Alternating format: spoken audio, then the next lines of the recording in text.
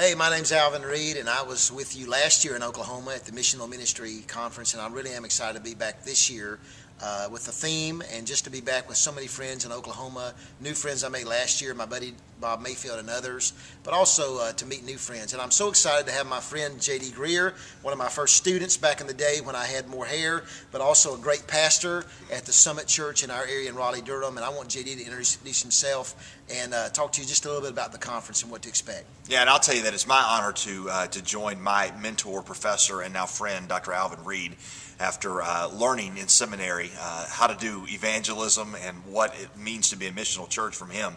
To be able to join him now together with you guys in Oklahoma is a real privilege.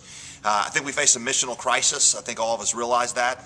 And being able to take the unchanging doctrines of the gospel and to make them, to be able to communicate them to our generation, that's something that many of us wonder how to do, and we look forward to exploring that. I don't think either of us really feel like we have all the answers, but through the grace of God, we'd be happy to share out of what He's let us see and experience, and just to dream together, to pray together, and to bring our faith and hear from God about reaching the state of Oklahoma, and then from Oklahoma, the rest of the world.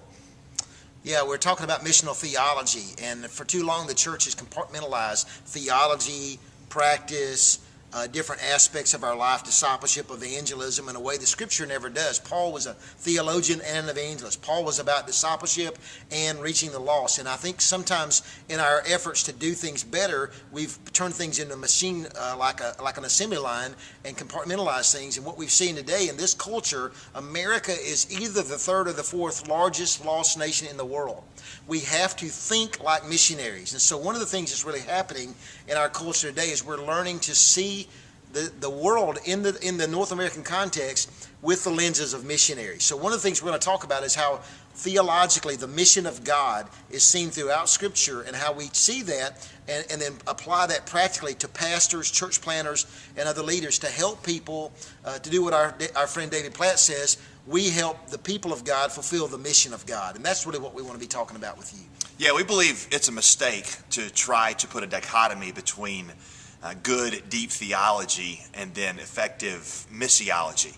In fact, really believe that a properly understood gospel theology will lead you to an urgent and effective missiology.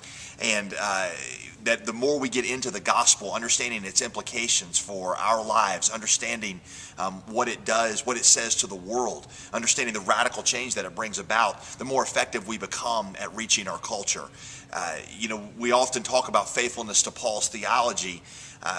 We need to explore what it looks like to be faithful to Paul's methodology and his missiology. I've got great expectations. I'm looking forward to hearing at this conference, being encouraged by many of you and many of the other speakers, as well as just sharing with you. So I don't want to speak for both of us, but I know that we really look forward to seeing you guys there. We'll see you there.